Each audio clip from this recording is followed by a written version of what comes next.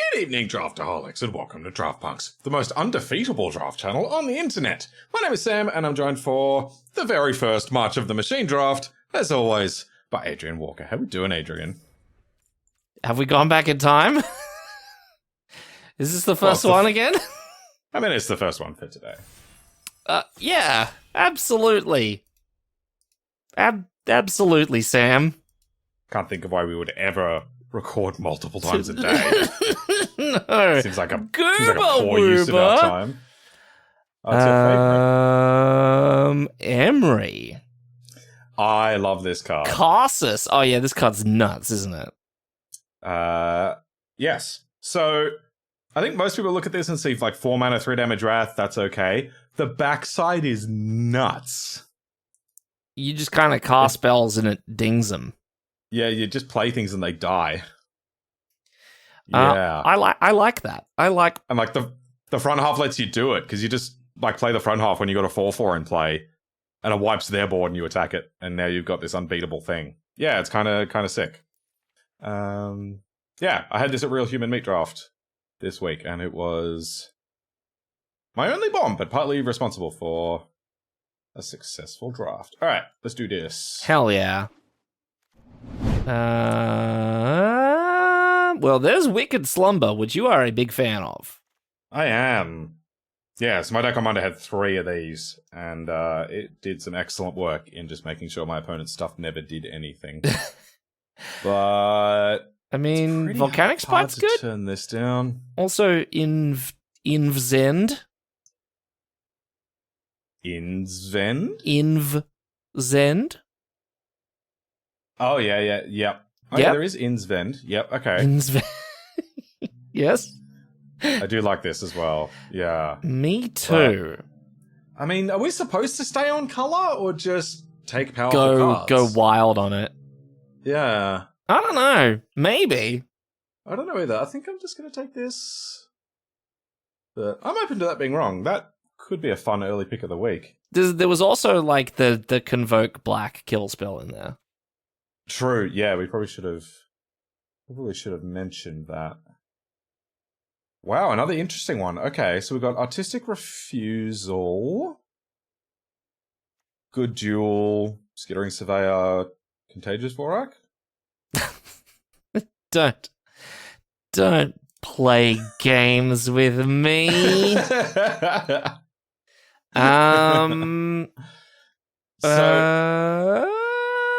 My heart is telling me Skittering Surveyor or Artistic Refusal. Yeah, if we're gonna be red, I would prefer to be blue-red, because I think that deck is really good and really fun. Yes, have we done blue-red yet? Like the real blue-red thing? Yeah, the real blue-red CONVOKE deck? I don't think so, and I do like it a lot, and it's a lot of fun, so I could get into that. That could also be a pick of the week. Interesting draft so far. Ooh. Whoa! Oh, okay. This format is crazy. Why are we getting this 4th pick? Great. I'm gonna take Questing Beast. Yeah. Let's do that. I really want to play with Eric Smithies, but not today, I guess. No, not today. Cool. Yeah, nice. Great. That card is awesome. Yeah, no comment otherwise. Just good cards. I don't hate the Bruiser, but you kind of got to be in the right deck for it. It's funny you say that, because I do hate the Bruiser. Oh, okay. It's nothing personal, though. I feel like I like this. If we want to do a Jeskai thing, maybe we want to do a Jeskai thing. It's really good with this. Oh, that's a good point. That is a good point. We could, Jeskai's on the table. I mean, this card's quite important, but I don't think I want to veer for this. Dr. Jokes over here. God damn. I've never made that one before, so it's okay. I like Invasion of Dominaria. Yeah, so do I. I like Omen Hawker. So do I in the right circumstances. This can be good, although it's a bit narrow. Ren's Resolve also good. Yeah. My heart is telling me that Invasion of Dominaria is a signal. And maybe we should pick it and look for white cards. I don't know. I don't know it either. That's close. There we go. Okay. Hello. Okay. Nice. Okay, that's great. I would love this as well. We can't have both. Yeah, so I've drafted this deck a bunch over the last couple of days. And I found there's two ways you can do it. One is you either just fill your deck with these and Rouse Reinforcements, and then all the Convoke cards, or a bunch of, like, value 2-drops. So just, like, all of the Transformy ones.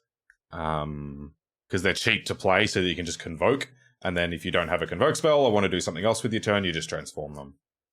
So I've found both approaches to be pretty good. Ooh, reinforcements. Gotta be reinforcements, right? I agree, yeah. How do you feel about running this main deck?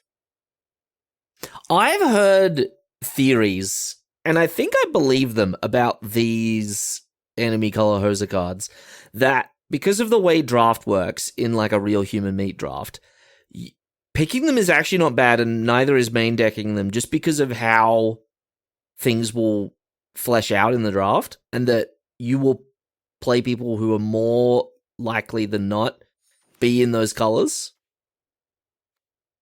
Yeah. Which I think I believe, but I think on Arena it's different, so maybe not. Well, because Arena... Maybe I'm wrong about that, but I feel like more people are likely to be blue on Arena because it's the best color. Right, you should face more blue decks than red decks. Am I wrong on that? I don't think you're wrong. I guess we're just thinking about it from different perspectives. Ooh, whoa, there's your Wicked Slumber. Great. Okay, cool. This is fine. I kind of like it for flipping for defense battles. This is not removal. This is not what we're looking for. Yes, it is. The people have spoken. It is removal. Dual land? Yeah, I don't really care about either of these. Well, there's my Erixmithies. You could play it off of that dual land. I can. Is it good? It's a 4-mana 12/12. Ah, this helps. This helps Invasion of Xerox, though. All right, we'll do that another day. No. Convoke. It's got Convoke, Sam. It does. I'm gonna put it where it belongs. I mean, probably not gonna play it, but it's a thought. This card scares me because it is 0 mana 4 damage out of nowhere, but it's also just not very good. True. This card's kind of insane. Another reinforcements though. Interesting. That's probably the pick, right? That's what I'm thinking. I think there's a world in which you can maybe pick the second invasion, but... Yeah. It's entirely possible these don't end up making it, and I'd hate to spend a first pick. Yes. Something that doesn't make it when there's such a good card for our archetype here. Okay, and we've currently got Wicked Slumber, Artistic Refusal. Yeah. And the thing that you just put in the sideboard unceremoniously. And it will continue to not receive a ceremony. No. I want my crappy 2-drop ceremony. I mean, I might give you a ceremony, because you're not a crappy 2-drop. Oh, well, that's nice. What's it called again? I don't even know its name. Oh, let's go, Sam! That's kind of awesome. That's kind of really awesome. Sick. Okay. We like it. Cool. I'm in. Can we clickbait people and put Ragavan on the thumbnail? Oh, hell yes. just the thumbnails, just Ragavan in all caps and the 50 million question marks. Oh, you would. I was going to say question mark, but of course you would put 50 million question marks. I'm not a part of your system, Sam. I don't play by your rules. Adrian's never seen a punctuation mark he doesn't just want to put 7 of. No, there's got to be more punctuation marks, so there's more emotion, more excite. Ooh, Ooh. Raoul's reinforcements is good, but so is the Strobe Knight. Yeah, and I don't know about cleansing. I like it, but I think we can pick some up later. Yeah, and I'm really hoping we can wheel this. Oh, if we can wheel the reinforcements, I will do a backflip. I'm going to hold you to that. Yeah, I'll take the Strobe Knight. I've really come around on Convoke spells that are instant speed, in particular. Right, because then you can block with all your creatures and then Convoke on end step, or in mid-combat if you need to. The ones that you need to do on your turn, where you tap down all your creatures so they can't block, kind of smells. See, here I've got Cleansing, which is fine, but I really like this. Oh, yeah? Okay. I can kind of see it. This does go nicely with our many token creators, though, so you can tell me if I'm crazy here. I really like this. I'm just wondering, like, what would we be more likely to pick up later? And I don't know the answer to that. That's true. We may just get one of these later. What are we, halfway through pack 2? Yeah, I don't know.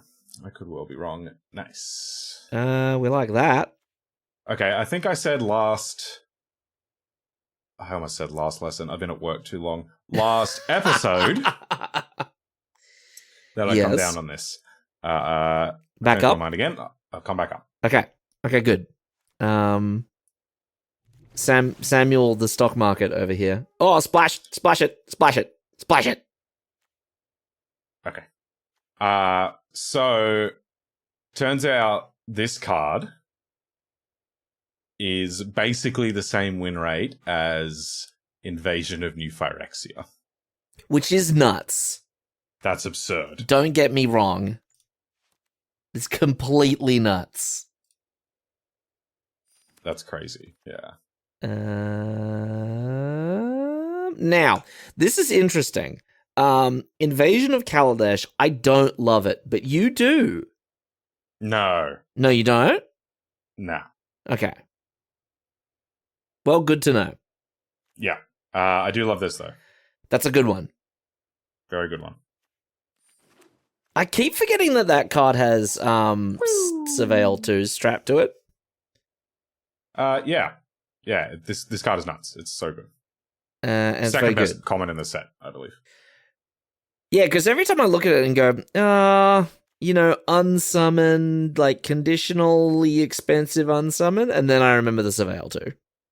Yeah. Yeah. So Tawashi's good, right?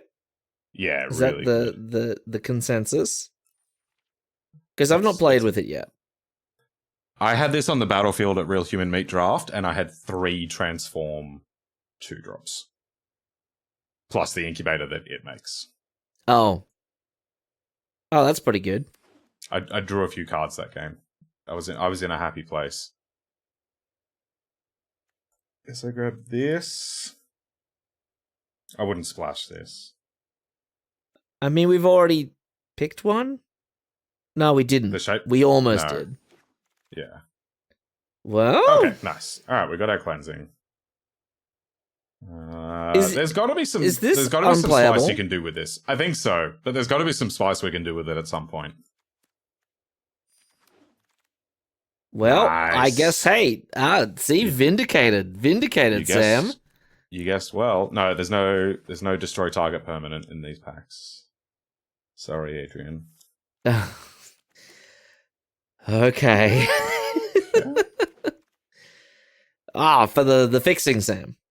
That basics is fixing. It is established. Oh, hello. There's a lith. Okay. Wow, what do we take between these? This card's kind of weird, but I refuse to pass this. Oh, give him a round of applause. That was terrible. I think I like the weird. Yeah, especially in the Convoke deck. 1-mana 1/1s are basically free, right? Theoretically. And this is a 1-mana 1/3, yeah. And I have seen this wheel. I think people don't quite yet appreciate how They good don't it is. understand. Or it just takes a very specific deck to make it work. Can we pick up an emoji while we're here? Maybe not. We literally have 1 6-drop. Don't listen to me. If we can wheel the other one though, that'd be kind of awesome. It would be. Why can't emoji just give everything you have Convoke? Yeah, I know, right? Not Convoke, but Cascade. Yeah. Why can't I just give everything Cascade? Oh, look! Hello. Big boys. We're gonna do this at some point, and we're gonna 18 to 20 some people. Hold on to your meaning of the minds. Yes, let's go. Love it. Great, cool. That one's not close. Keep an eye on this. That could enable the white splash. Oh yeah. What would really tie the room together? Like just like a little Atali in the top end, or that's a little greedy. Like, well, what would really make it happen for us? What would? Oh, the combo. Someone's gonna do it. The combo. I mean, is it just good on its own though? Like, did we just pick that? It is a good card, yeah. Because what else are we picking here? I mean, Evasion Kamigawa, I guess, is not bad. Neither is Eyes. I don't know how good this is. 3 mana. I think it's good. We just ruin someone's day and... What do we do if we end up wheeling that Yargle and we've already got this in our pool? I think we just have to be sad about our choices. Who are you and what have you done with Adrian? Was that Lannery? Ooh, Lannery Storm. Let's go. Also, 4th Omnath for the channel. Love it. That's why I can't see any of these cards, Sam. I've already got 4. Yeah, love it. It's a shame it's not when she becomes tapped. This is true. That is true. Because wasn't there a card recently that did that? Yeah, I think so. Yeah, I can't remember what it was. People combined it with the green tapper creature you control and it to add a mana. Oh, yeah. Ooh, Shatter? Ooh, Shatter. Yeah, okay. Yeah. Yep. Would love another reinforcement-y duder thing. Need more tiny dudes. Yeah, one more reinforcements that go down a tree. I'm glad we early picked the second one. Yes. Me too. I've only got 3 2-drops at the moment. That's got to be this, though.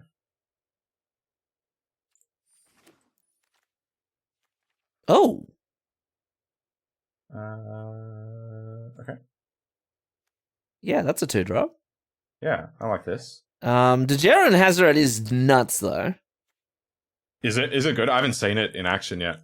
I think you need to. It's a bit of a build around. Like, you need lots of legendaries in your deck. But my experience with this card is they played it, had 1 card in hand, attacked with it, flipped Kogla and Yidaro, played it for free, fought my only good blocker, and then the game swiftly ended a few turns after that. Oh, God. So, yeah.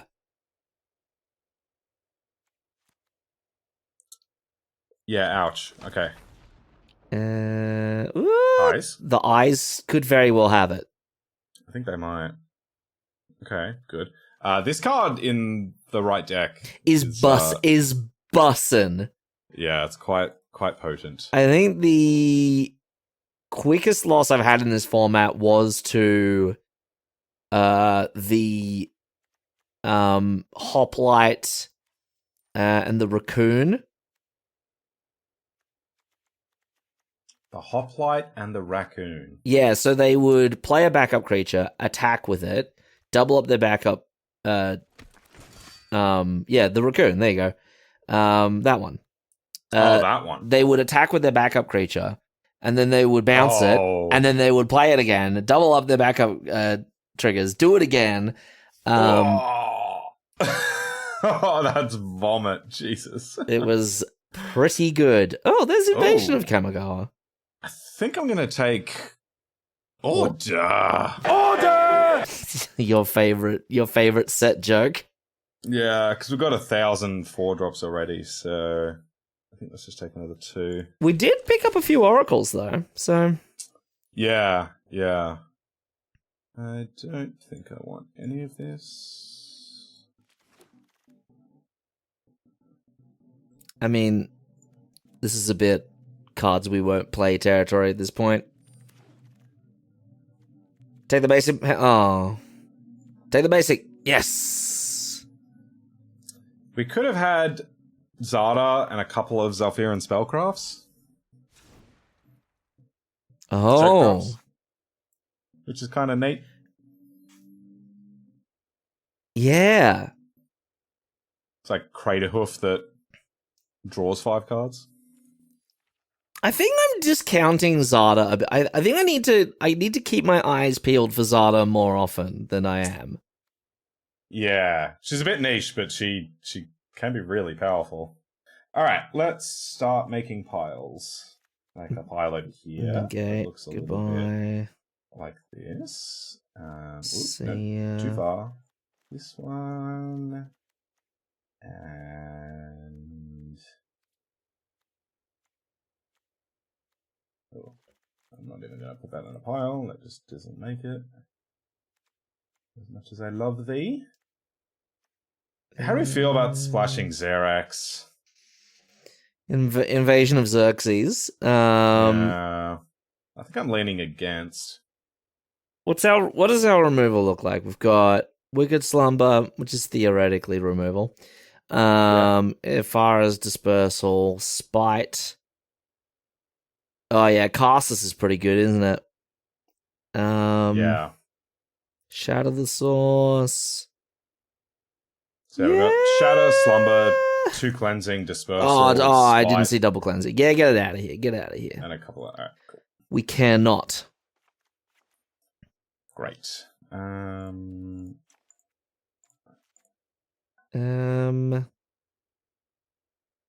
had a fun moment at Human Meat Draft where I needed to find my second red to drop this. I hit a lot of blue sources, but no second red. So I went, okay, I'm going to drop Transcendental Message to draw 7 so that I can find my second red source to sweep the board. Yep. And did you? I didn't draw a single land. Nice. Let alone a red one. I'm going to add this over here as well. I am not impressed. I've come down. I kind of liked it at the Yeah. start, but I'm like, 6 is a lot for a 3/4 with flying, especially even when it does have Convoke. Yeah, because like if you pay 3 for it, that's a nice cost. But then you also had to tap down all your blockers, and if they remove it, you just leave yourself really vulnerable. So Agreed. okay, let's trim these down. Okay, Omen 2 Hawker? more. I think I like the Omen Hawker when I've got Order, Skyclave Aerialist, Captive Weird. Eyes and Tawashi and Thrillseeker. Yeah, it's a fair bit, isn't it? Can activate the Rampaging Raptor too. Yeah. So I think I like the Omen Hawker. I could see 1 Oracle, maybe? 43 card special. Let's go.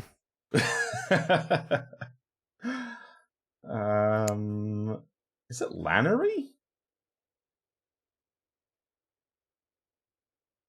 You know what it is? It's Thrillseeker. It could be Thrillseeker, yeah. Maybe we're just not understanding the power of the card, but it seems like we're not quite doing that.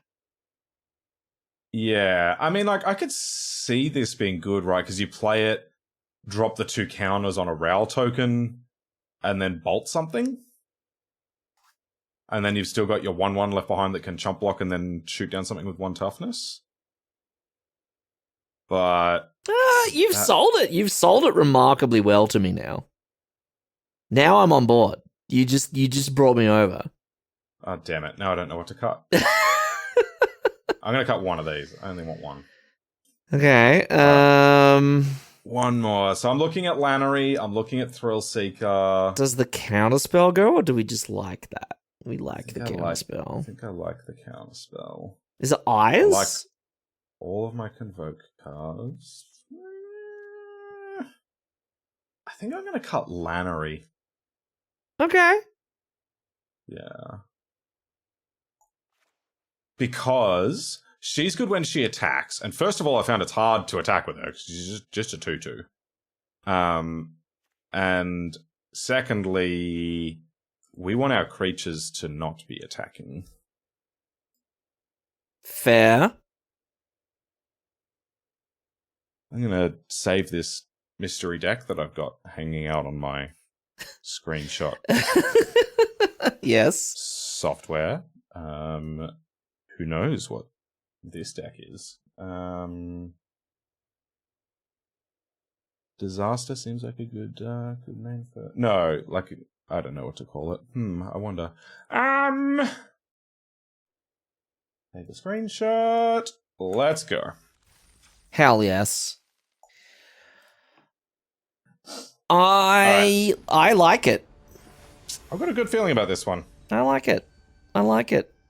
It's got creatures and spells. I love it. I love it. Love it to bits. Curve out on them. Love it. Do the old curve out. Don't mind a good curve out. What does JMD stand for? I can't say it on this channel.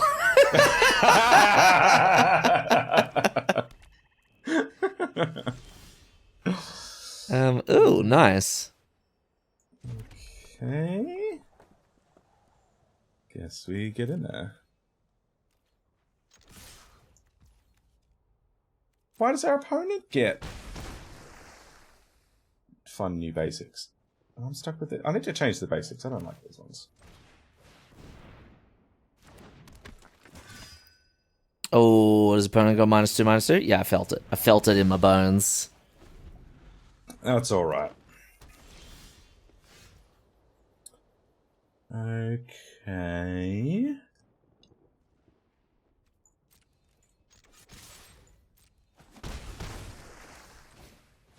Hawker kill their thing with 3 toughness or less.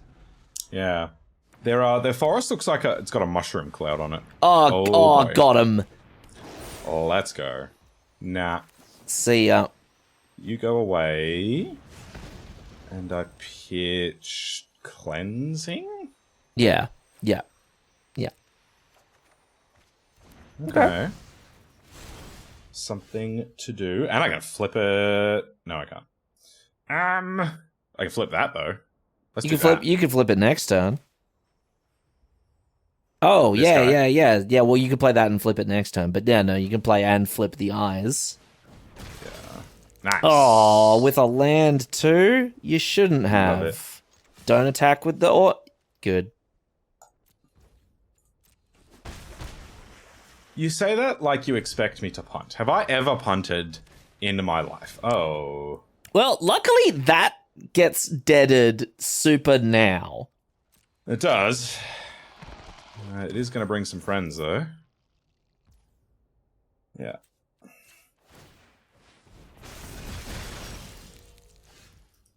Great. Okay, so...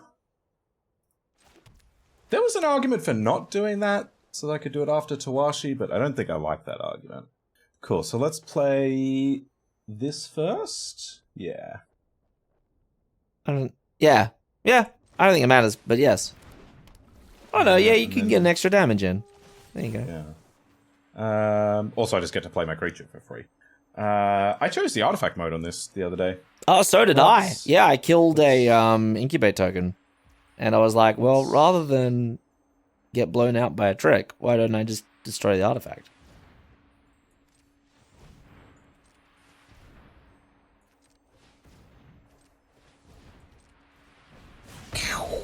See ya. Wouldn't want to be ya. Go away, Glisser. Play and flip with Tawashi's nice. True. Yeah, go Omen Hawker.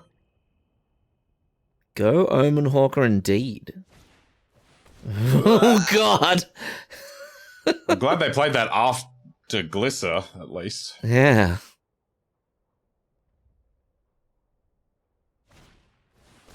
Okay, that's pretty good.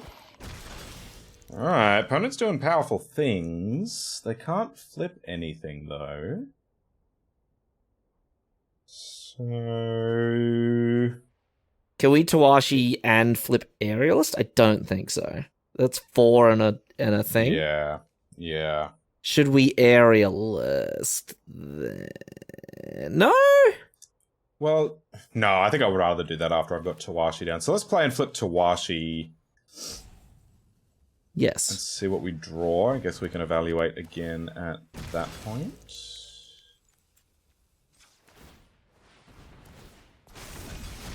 Yes. Okay. Okay. Thoughts on attack with everything? Oh, yeah. Okay. Yeah, put them... If they trade, they go to 6. And if they want to eat a 1/1, they have to take 6 damage for the privilege? Yeah, okay. I don't mind it. I don't mind it. Yeah. Okay. Cool. We got the pressure on them. Yeah. And Which then is next time we good. get to flip Skyclave and draw 2 cards. Ooh, me like. Yeah. Oh, God. my God. Alright, that's a 5/4 lifelink. Flippity doodah, flippity day. Let's proceed with the plan. Yeah.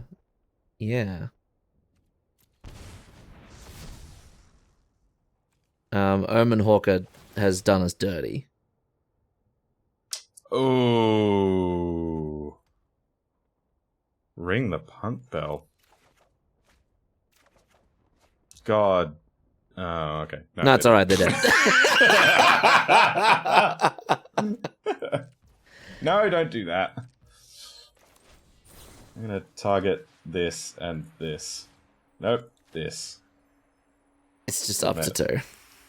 And then I'm gonna pay this many, this many, this many, and this many.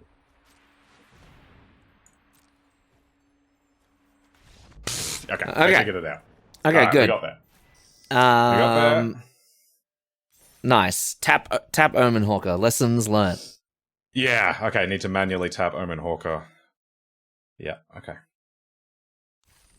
Okay, well, look. Hey, we're on the board. That's great. In stark contrast to last week. Yeah. Love Yeah. it. Love it when it happens. Jungle John. Good. What's Jungle John got in store for us? A fantastic opening hand. Love it. Hey, your story about putting some counters on a 1/1 and Yeah. flinging it at something? That's real. Yeah, could happen. All right.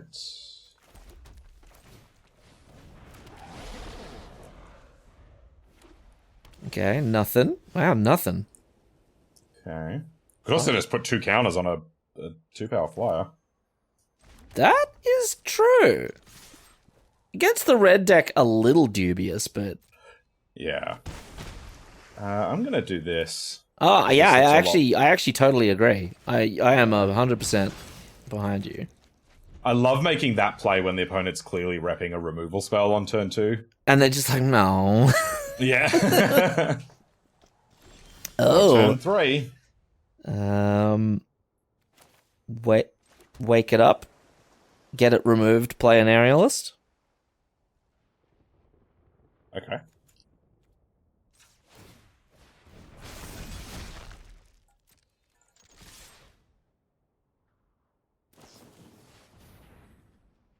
Deal. Okay.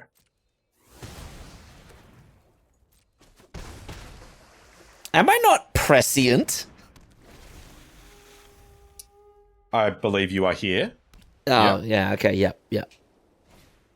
I would just like to say props to Adrian for like totally nailing that sequence of events. This is who handles your money when you go to buy some flesh. Oh, at the butcher. This is the person taking your money at the butcher's. Yeah. Nice. Now, thoughts on blasting that thing out of the sky or keeping the pressure up and going like Thrill Seeker weird, putting the counters on the 2-1.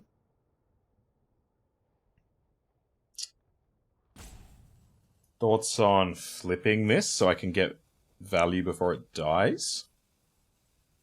Or is that too passive on board? A little passive on board. Could flip this and play weird. Yeah, you talked me into it. Okay. Yeah, okay, nice. Great. Okay, cool. Get him. Maybe this is better because the red spells deal damage, and if we make a 4-3 versus a that's pretty good. Wow.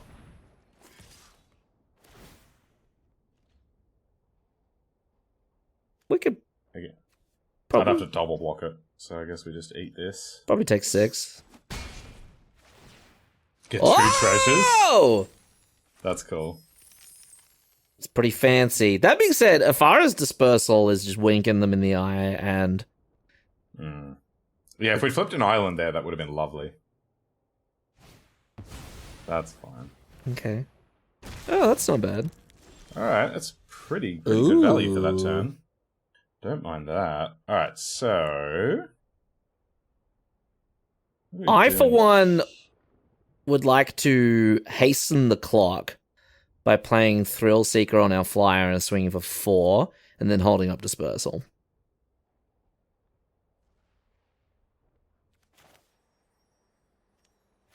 Or don't tap the... Oh, no, you can tap the blue, because we also still have Refusal. Yep. I've in fact got Refusal, Shatter, and Dispersal up. That's mad.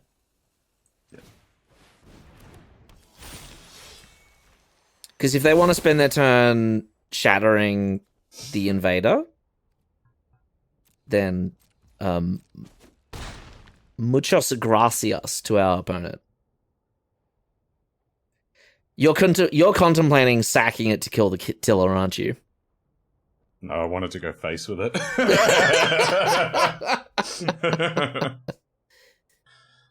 I can bounce my weird back as well. I know it's a bit of a weird play.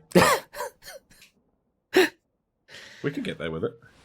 Invasion of Regatha to deal 4 damage to us and 1 damage to one of our things. Do we care? I don't think we do. I don't think so. Yeah, I think that's fine. Because I think they either kill the Thrill Seeker, in which we can just zap their face in response, or even just let it go. 1, 2, 3, 4. Okay, so I think I shatter. Oh. 1, 2, 3, 4, 5, 6. I think I'm going to shatter Rayav in response.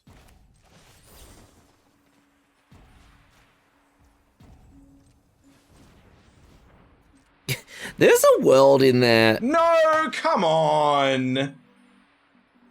Arena! You shouldn't have let it. You shouldn't have let it, given it the chance, because it doesn't think you can cast it. Silly arena. Oh, I guess I activate this now. Ping. Oh, does that fizzle the ability? No. Nah, it's 2 targets.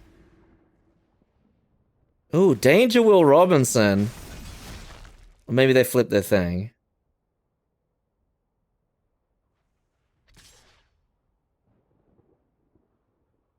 Oh, they are afraid of death.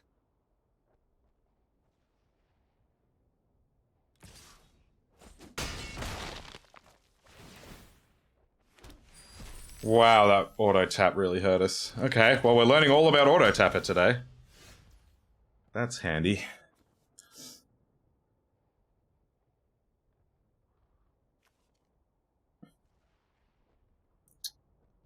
So, if I just tuck that, then I'll have 2 mana, which means I will still have this available and this, but not both. Unless I don't attack, which seems foolish. Yes. Are we okay with cleansing this? I think so. Yeah. Yeah.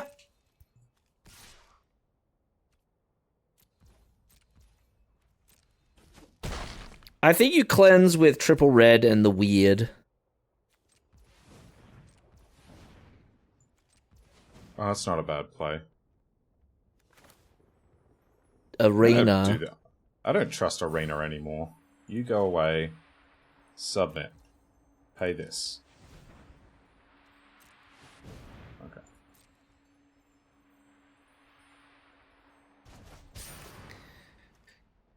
Okay. So they will draw that shortly. Okay.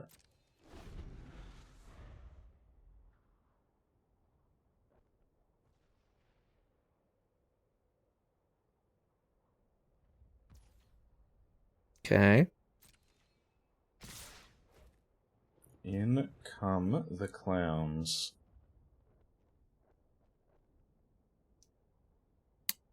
Do we bait them with the double block? No, because I want to bounce this one. Well, no, but I double block that.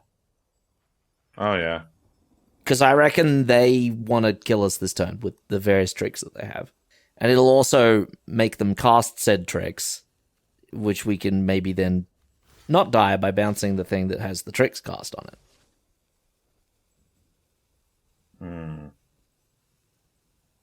Because otherwise, like, they just point some spell at our face and we die.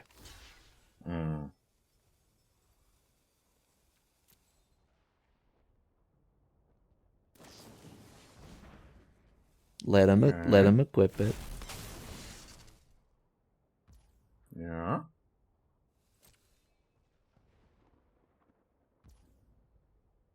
Think you got to bounce now. I bounced the tiller, right? Yes, because unless they have Stoke the Flames, which they very well could do, we win. Yeah. Also, out of time. Woo. Can we call that an epic Adrian save? Yeah, sure.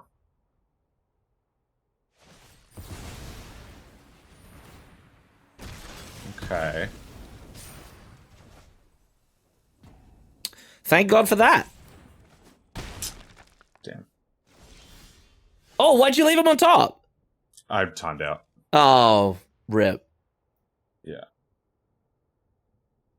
Well, at least don't play it. We'll Yeah. Well, That was actually, like one no, of them. play it. Yeah, because we know we're drawing a land. We're not dead, are we? Don't think we're dead. But I think you have to leave blockers back. I have to leave both back, in fact. Yeah. Yeah. Because they can flip this and equip. I mean, they're almost... Yeah.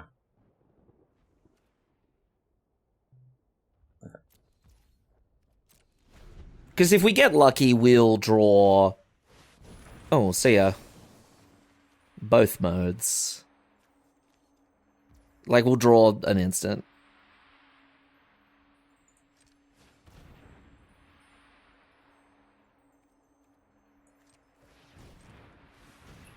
Just checking the deck list.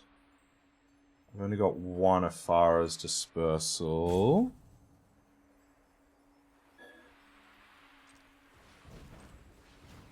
But I could draw Volcanic Spite. I think that's my only thing, unless I tap my creatures, which I don't particularly want to do.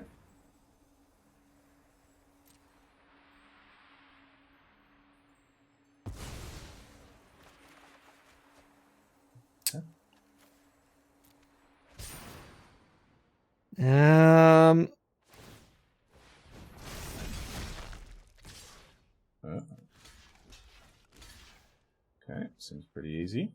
Yep. 1, 2, 3, 6, 7. Okay, so I can go this.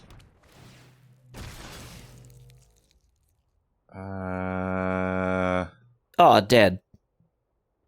Dead? Yeah, they just strapped the menace equipment onto their thing. Got Menarch. That's unfortunate. I could draw Omen Hawker. Oh, that's true.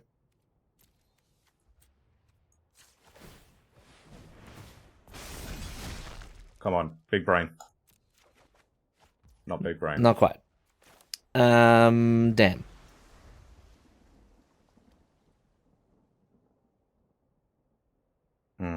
Do you know what the real problem is? Is if you would surveilled those lands, if you had had the time to surveil those lands to the bottom, we would have drawn Storm Rider. Yeah. Or is it Storyteller? I can't remember what it's called. Storm Sculptor, in fact. You know what it means, Sam? Less thinking. Don't think as much. Just play. Okay. Alright, I'm sorry. I won't think anymore. I've got to live up to the Draft Punks brand. Yes.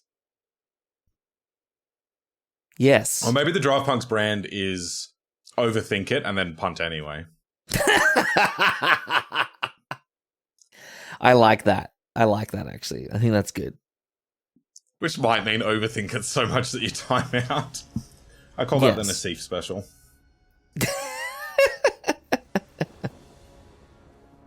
Alright, Chiz. I like this hand. Yeah. I mean, it's a little pedestrian, but it's good. Got a 1-drop. There are no feet in this hand. I'm not gonna play my cards. Yeah. That's fine. That's good. That is good. Oh, wow. Is that... Oh, no, we're one short. Yeah. Dang. Yeah, you just gotta treat Ral's reinforcements like Manamorphos. Yeah. Except it doesn't draw a card. It makes 2 guys instead. Pest. Finds a plains. Okay. Cleansing. I'm just gonna pass the turn. Yeah. Do we cast Refusal just for loot mode if they don't do anything? They just flip the dude. Oh, I see what you mean. Oh, they can't flip it yet. It's 6 to flip. Oh, yeah. That one is quite. That's the one where the backside is removal. Yes. Yeah. Bond. Oh. James Okay. Bond. Yeah.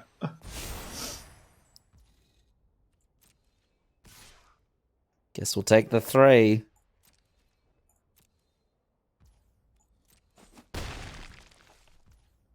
Opponent. I'm just gonna go to my turn, I think. Okay. It's not a land, but we can still cast Refusal. So... Oh, yeah. It does tap our entire board down, but you know. I mean, they have a total of 1 extra power that they're going to attack with. This is true.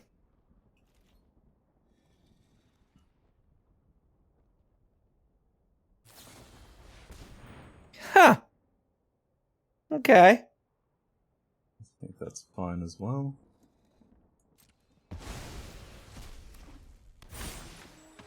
Cute. Yeah. Really piling it on, huh? Seems pretty good with this in hand. It does. Yeah. Come on, drop a chonker. Opponent.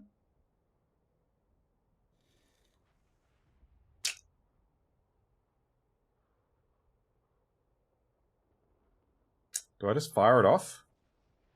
I'm tempted to fire it off, but also not, because eventually they have to cast something.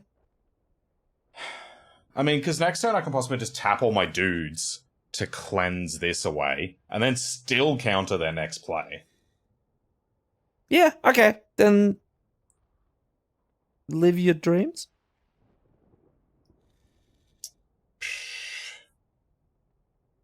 Because the problem is, if we just sit here, they win. No, that's true, but I think we definitely temporal cleansing next turn. It's just a question of whether we use it now.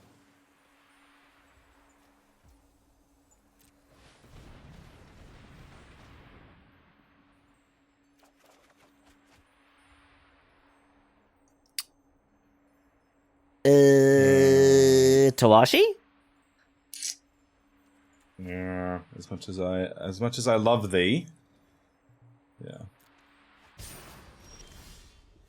Alright, found lands. Use all our 1/1s to tuck their 4/4, play a 4/4. Yeah, I would, except they're holding up all this mana, which likely means removal of some kind. Why do we care about that? So I don't want my 4/4 to die. But they will have a total of 1 power left on their board. That's true. This one. I think they're likely keeping up like another scroll shift or something. Yeah, it could be, actually. It's like, do I want to hold up the counterspell? I could hold up counterspell and card draw. Well, oh, it's that. Huh. That's unfortunate. Well, I know what you're going to do about that. You just let it go, right? Yeah.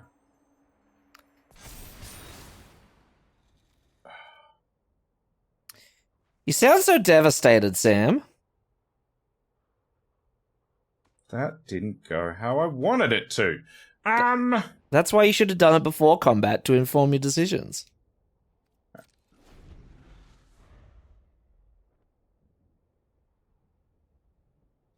Maybe, yeah. I guess I was thinking that if I remove it pre-combat and they're holding, like, Cosmic Hunger or whatever, they may just kill this. Oh, I guess they could do that anyway. Yeah, that was probably bad.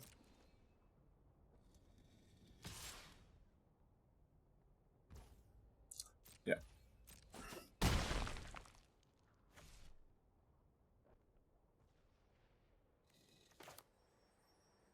Watch, they're gonna...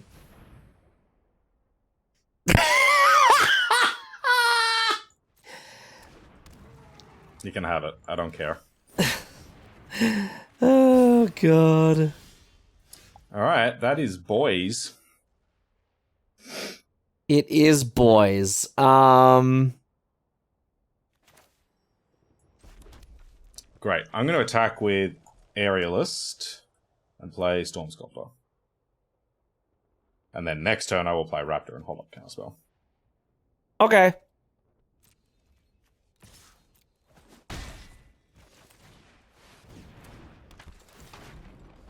Boys. We got some dudes. We got some lads. Chomping Cargo. Oh, That's what get wrecked, Sam! you're... Oh, that sucks. Ooh.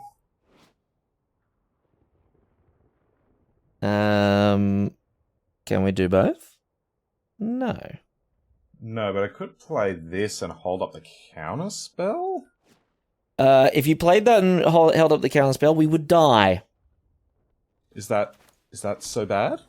No. We would die because nothing on your board can block the Carvo.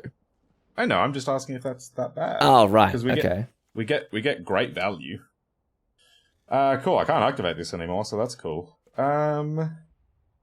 So I'm going to attack with this and play this. Sure.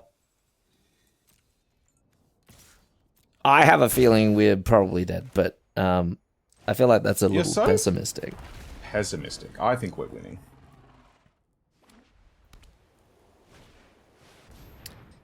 Hey, opponent. That was clutch. Yeah. That was clutch. The answer is no.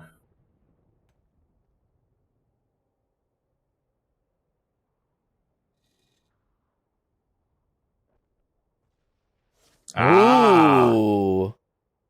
We have stopped them in their ways. That's interesting.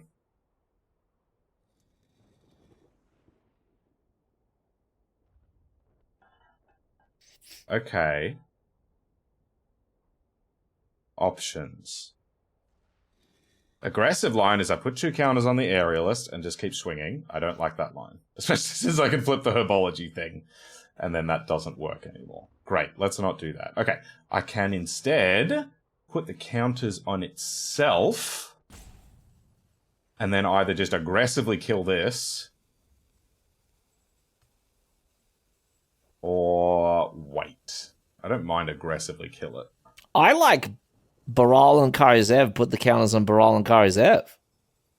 It's got first strike.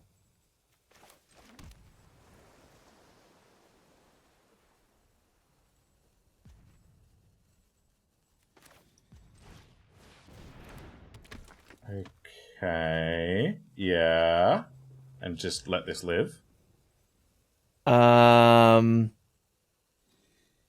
maybe you just put the counters on a 1/1, sack the 1/1. Oh yeah, I guess that's better.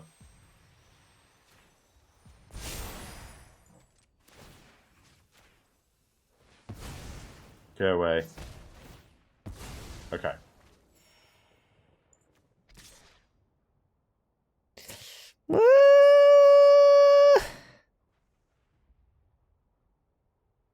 If What? they have another You're afraid of flying thing, Yeah. we're gonna hate ourselves forever. But I guess we're taking that risk.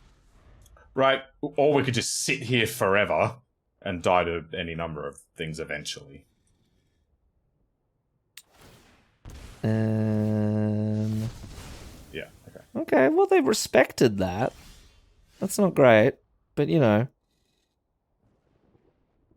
Okay. I can't attack with Raptor, right? No, I think we just gotta wait to draw more stuff.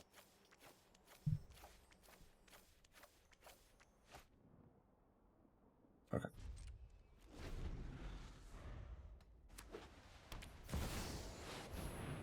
Adrian. Ah! Ah!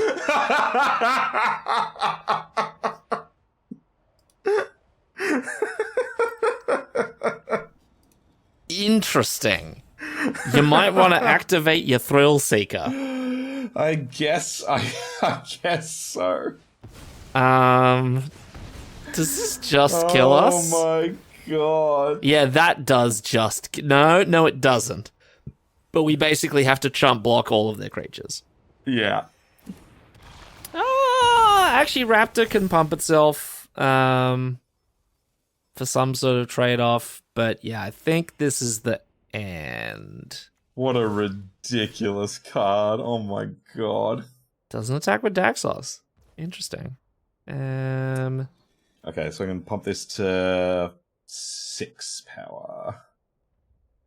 Okay, so let's put this here and this here. I appreciate them not forcing us to chum. Yeah, it's nice. Yeah, let's block like that. Arena, if you screw me again. Alright, good.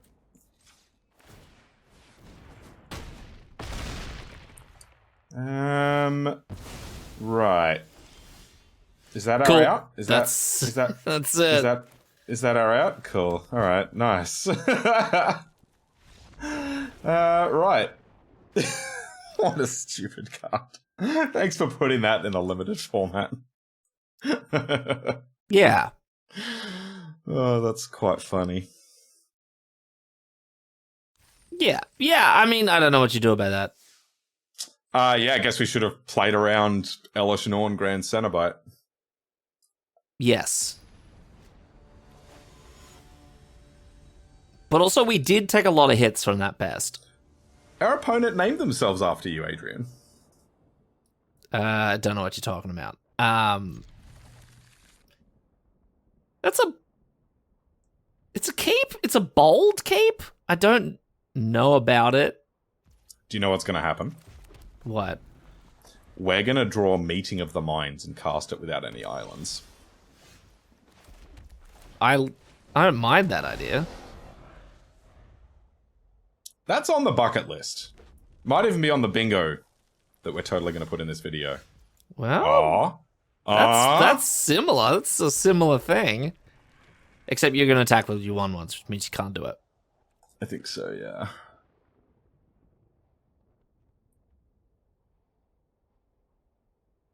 That's on the bingo list. Cast a Convoke card with no lands of that color.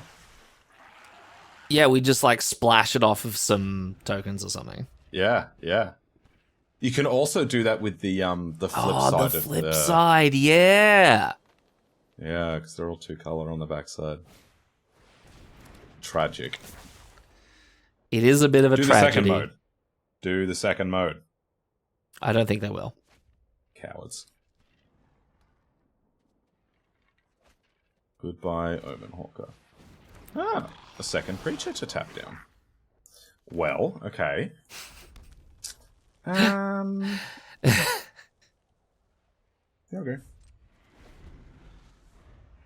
I haven't seen this one on the board much. I've played it. Oh, really? Wait, you would? I don't know if it's great, but it's, you know. No.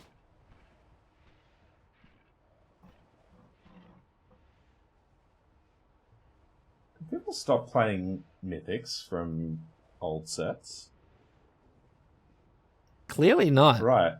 That's kind of good, isn't it? Yeah, stop burning through your timeouts and let them just have it.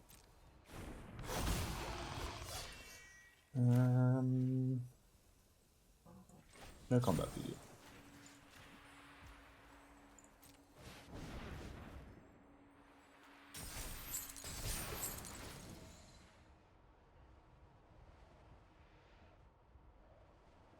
Zero. I don't know how correct that was. There's a world in which you probably tap down the 1/3 and the 3/3 and dump both the counters on the 3/3.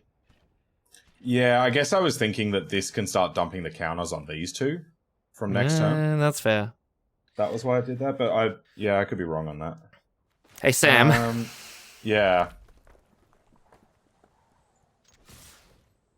That's the wildest thing I've ever seen.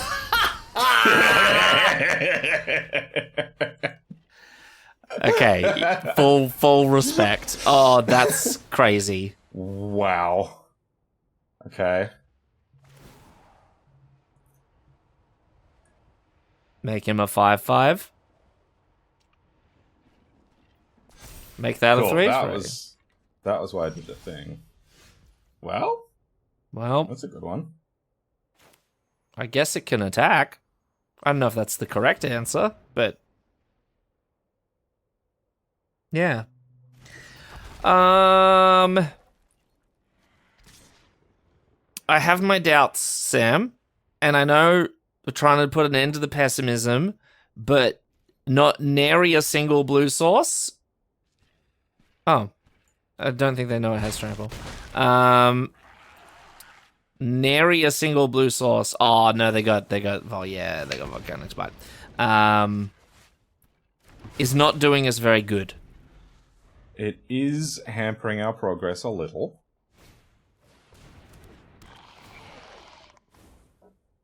But we can recover. What do we play when we draw our island? Wow, that's a bold attack with a 0.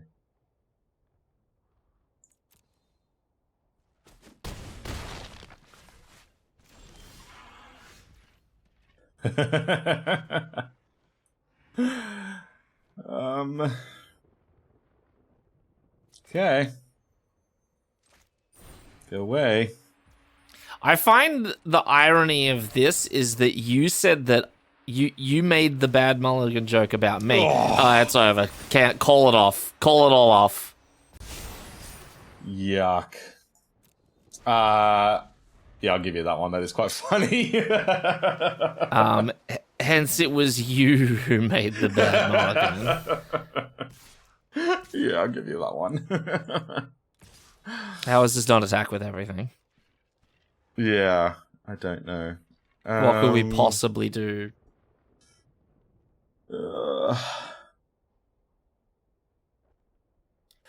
I think what you do doesn't matter. I don't think we're going to draw anything that gets us anywhere out of this.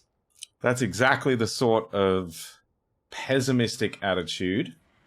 Even our wrath doesn't get us out of this. And we do have a wrath, which is precisely what you would want in a situation like this. But all this stuff has like 5 toughness, so I can draw an island and then make another 3 blockers. Such that we still take 6. So I'll have 4 total. 1, 2, 3, 4. So that we take 5. Because they definitely won't dump counters on any of the creatures. Shh. Don't say any more words.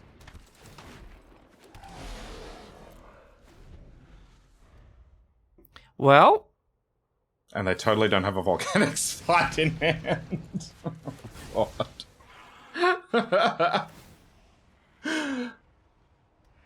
Yeah. They don't... Okay. Alright. I think they figured it out. 1 here, 1 here, and 1 here. And we survive.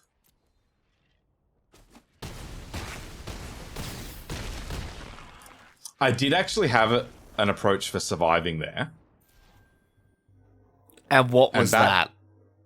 Well, as we were discussing pre-show,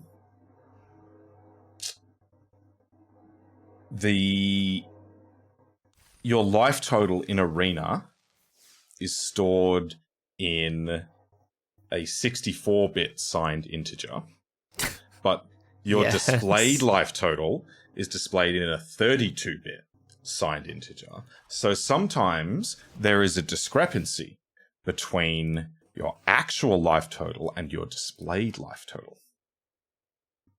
If your life total happens to be... their values don't matter. It was possible then that we were at a different life total. And so you're saying that it is possible that we were at like 4,000,000,006 life. Yeah. Right. That's interesting. That'll bring us to the shout outro. This is where we get personalized shout outs to the top 8 comments on our last video and a personalized shout out to all of our new commenters. Well, get that ready. Today's pick of the week is up on screen now. Drop us a comment. Let us know what you would have taken here, and we might feature you in this segment next week. Adrian, what do the fine folks have to say about pick of the week last week?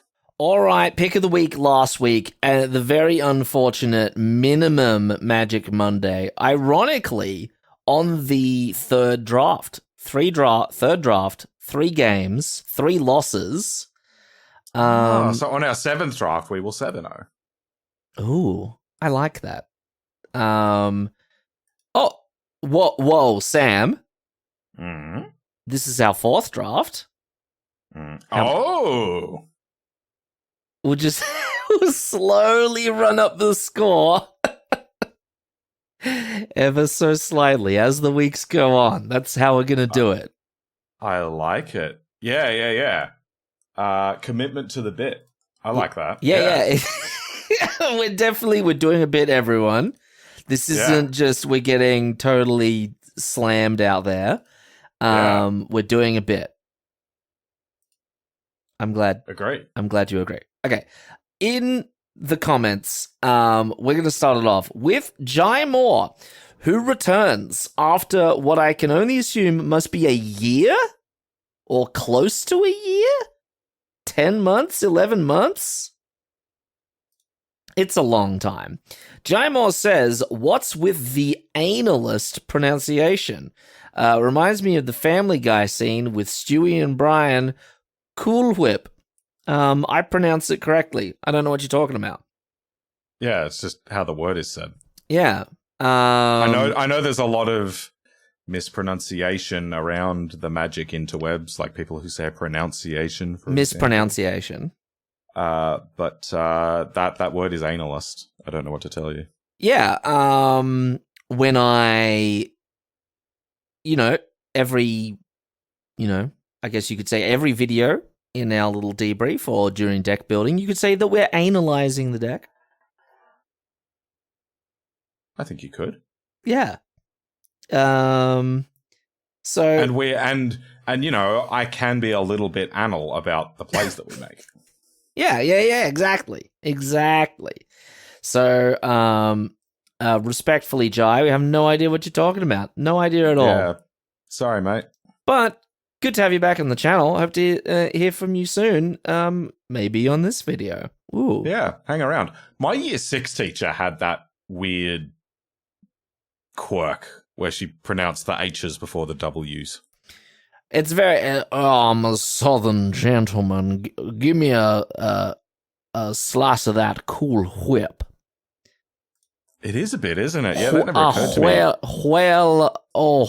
boy, I say. She was not that. Oh, okay. She was pretty Aussie.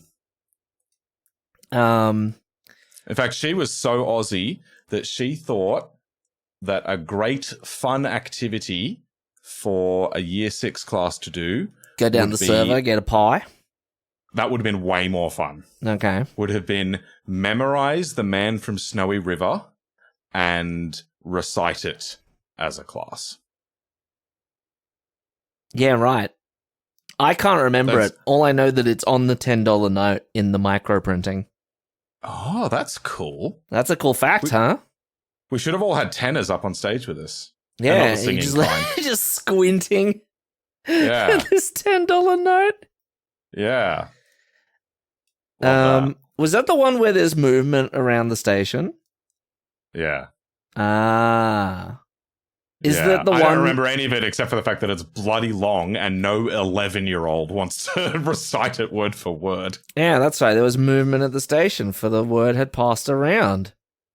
That the cult from Old Regret had got away. Yeah, this is the one where, isn't there a dude and there's a horse and he rides the horse and then he does more riding of the horse? I mean, to be fair, most, pre-Federation literature in Australia involves a man and a horse. Yeah, okay, that is true. Man and a sheep. Waltzing Matilda is a dude in a tree and then a sheep shows up, so he steals it. There's another song like Click Go the Shears. It's just about wow, check out how good this guy is at shearing sheep. Let's write a song about it. Yeah. There wasn't much else to write about it as a white person in early Australia. This is except for sheep and horses. Anyway. Yeah. Thank you. Shame there wasn't another culture here for 40,000 years that's sung about more interesting things. Yeah. That's that one, yeah. That's a going concern over here in Australia. Yeah. Anyway, thank you very much, Jai. Love to have you back. Next up, we've got Moidas. Moidas is back for the second week in a row, and Moidas says, "I've found the Sky Noodle needs some godly picks to not Hindenburg. Often feels like holding a blue shell in first to me," which is an interesting parallel, but I kind of get it. Sort of standing up there with your 60-card deck going, I'm better than everyone, and it ends up being the hubris that is your downfall. Hang on. Explain the metaphor to me. You're holding a blue shell in first. That means... Oh, right. So you throw it and you just blow yourself up. Yes. Got it. Okay. I'm with you. Yep. I understand games. Yeah. When you said it, I was like, oh no, I've gotten the meaning wrong. But then you said the thing that I thought, and we're like, okay, good, on the same page. So yeah, I just saw it in terms of spiky Mario Kart, which is you get the blue shell when you're in first. You're like, great, useless item. What am I going to do with this? Yes, except Mario Kart won't give you a blue shell in first, but I often feel like if you get a blue shell in like last, but you hold on to it and then you make your way to first, then you're like, oh crap. Yeah, I've had a blue shell in first before. Oh really? As in like, yeah, the game gave it to you? Well, yeah, I picked it up when I was further behind. Oh yeah, right, yeah. I don't need items to win, so I just get into first. A true Mario Kart Chad. Moiders then says, not Cockney, but Scottish. And now I want to hear Adrian's terrible attempt at a Scots accent. That's pretty bad. More of that. I got really excited about it. I like gripped my microphone and like stood up and like yelled into it. Felt good. Did your beard grow longer as you did it? Absolutely. You've got a red beard to make that work as well. I felt the blood of that Braveheart guy. What's his name? William Wallace? That's the one. No, sorry. Mel Gibson. Sorry, Mel Gibson. Coursing through my veins. Which is really actually a great parallel because he is an Australian doing a Scottish accent. So true, yeah. So and maybe this is me just sort of like missing the mark entirely. But having run some D&D with my friends a couple of times, I do pride myself on having a not very embarrassing Scottish accent when I want to put it on. So I'd like to hear your rating, Moiders. It's nothing on your Danish, I must say. Which is funny because a mate of mine is Danish, and I am convinced that Danish sounds like talking with your mouth full. Of Danish? Of possibly of Danishes, yes. That's where the name comes from. Anyway, to actually address Moiders' comment, this is going to come up a couple of times through the comment section. There is apparently some controversy about how good everyone's favorite noodle actually is. Interesting. Yeah. I still think it's incredible, but there's some controversy. Maybe so the answer is just put it in the main. Like, don't, like, just play it as a very, very good 5-drop and don't, like, sabotage yourself. We did that too. No, but I mean, this is true, but you know what I mean. I do, yeah. It's entirely possible, yeah. Interesting. Well, thank you, Moiders. I was tempted to put on a Scottish accent for Moiders, but I feel like I'm going to ruin it. I keep going, oh, I'm a pirate, Moiders, arr. That's where I go with Moiders, so, because if you're Scottish, it's like murders. You're going to do a murder. That's not a very good one. I'm just embarrassing myself now. Thank you, Moiders. Next, we've got Adam Beale, the real deal. Adam Beale says, on the age-old Is It card advantage alignment chart, I am a firm believer that Archive Trap is a 13 for 1. What do you think about that, Mr. Dune Shaper? I have comments. Keep reading. Okay. Pick of the week for me should have come from Pack 1, Pick 2, because 2 Noodles is the best pick I've seen this week.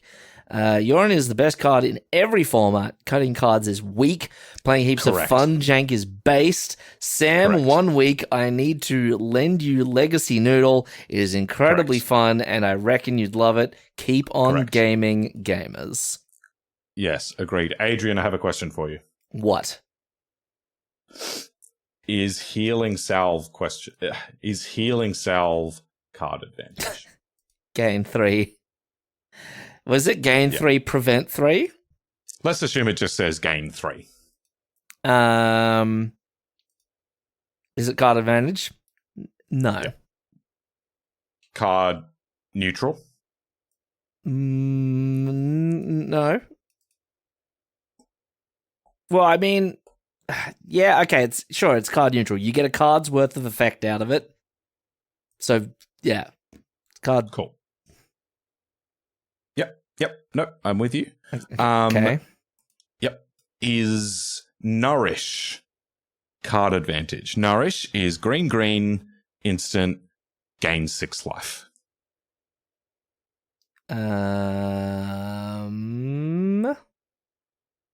No, for the same reasons. I think I see the garden path you're walking me down, but go on.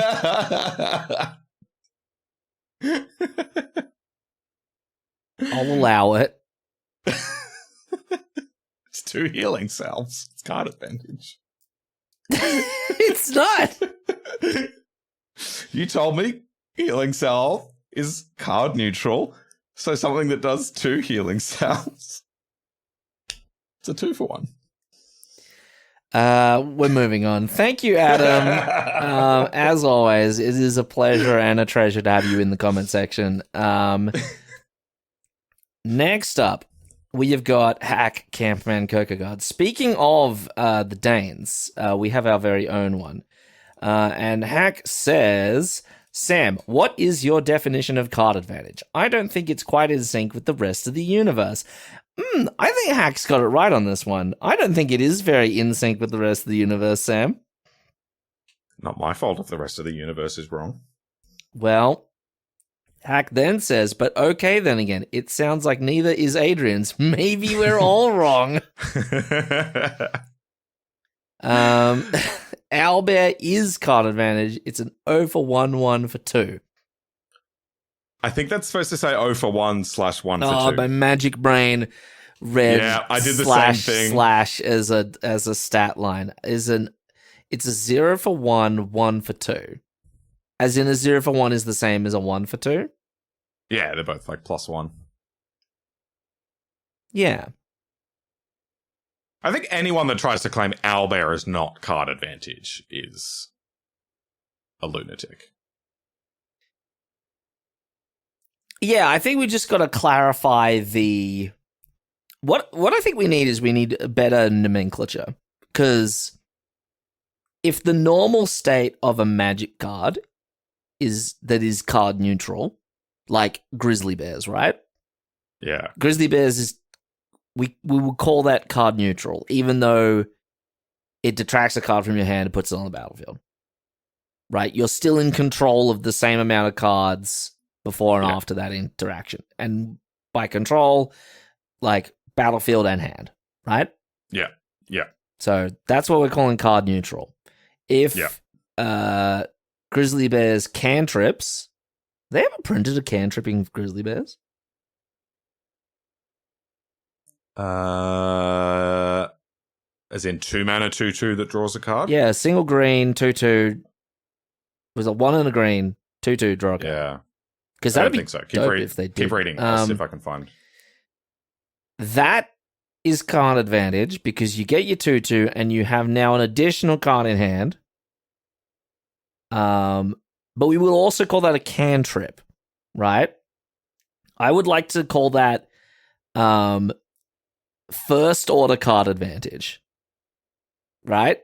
First order card advantage is when you go up by 1 card, right? So rather than playing all your creatures out of your hand and then ending up top decking, if you've got a deck full of cantrippers or type 1 card advantage, you can theoretically never run out of cards in hand and you can keep playing and keep having different things to play without top decking.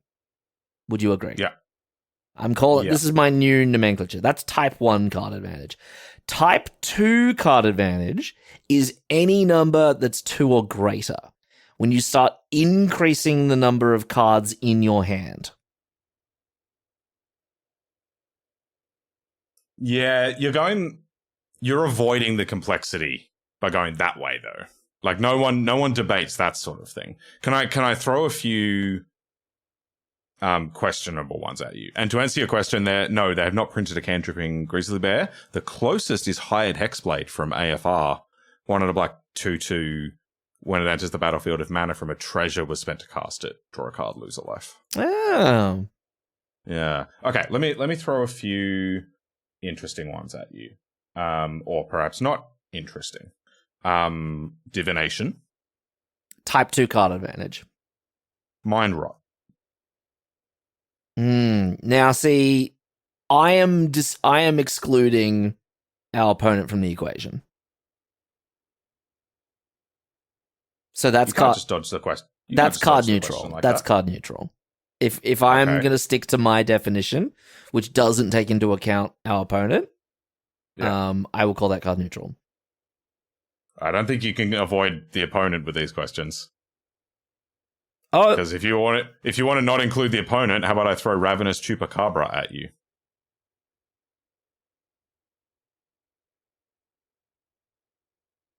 yeah, okay, that's true. Because I guess, but now we're coming into things that like are theoretically more than one card. Yeah. Like Ravenous Chupacabra, right? That's like that's a murder and a 2/2. Yeah. So it's like I cast 2 spells. Yeah. And I got 2 spells worth of value. Yeah. So you could argue that is type 1 card advantage. Mm-hmm. Yeah. I don't think there's anyone that would argue that Chupacabra is not card advantage. Yeah, I'm just trying to rationalize it with my new system that I have concocted in the last 5 minutes. Yeah. Okay. I think you've already answered Elvish Visionary. Type 1 card advantage. Mm-hmm. Gruul Turf. That's the red-green bounce land. On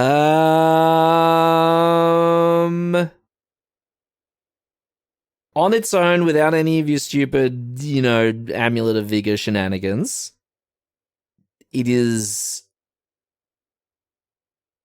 card neutral. Okay. For what it's worth, most of the analysis of those lands when they were in limited formats considers them card advantage. Weird. Sol Ring. I would agree. I think they're card advantage. Oh, neutral.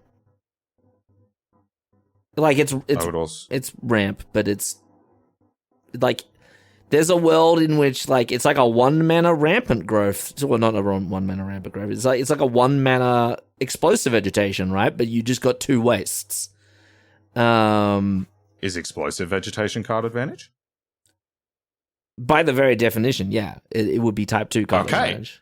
Okay, so vegetation is card advantage, and you said Sol Ring is 1 mana explosive vegetation. Well, no, I'm rationalizing it. Like, I'm saying you could say that, yeah, it is, but I would say that's when the line gets really blurry, and I would want to say it's probably not. But there's arguments for it being card advantage. I don't think it is card advantage. I think it's card neutral. For reference, the argument on bounce land is in limited, for example, if you keep a hand that is forest Gruul Turf, you can play a 3-drop.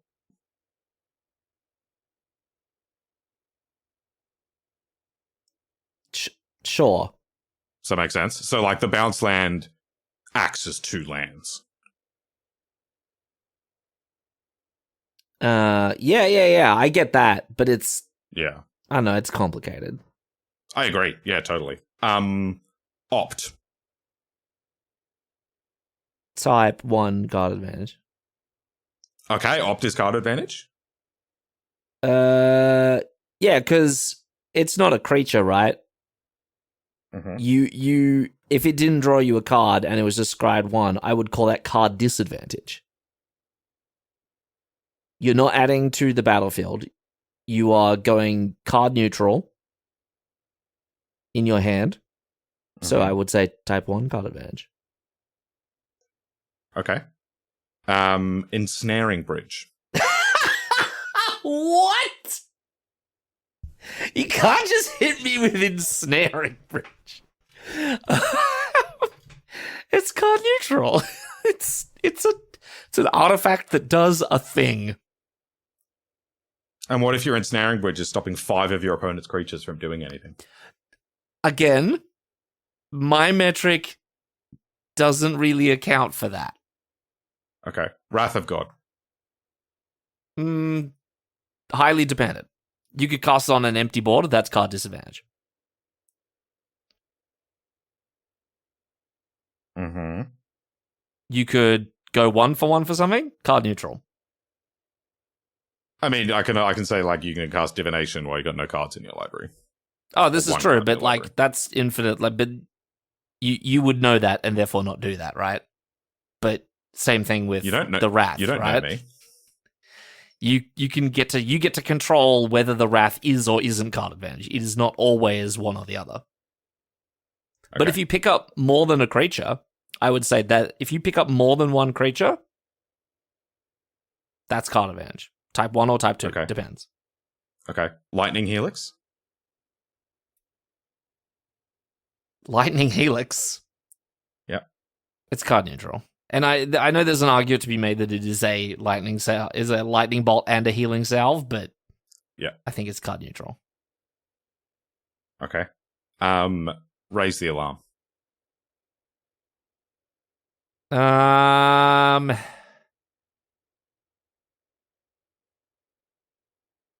God, I'm so unprepared.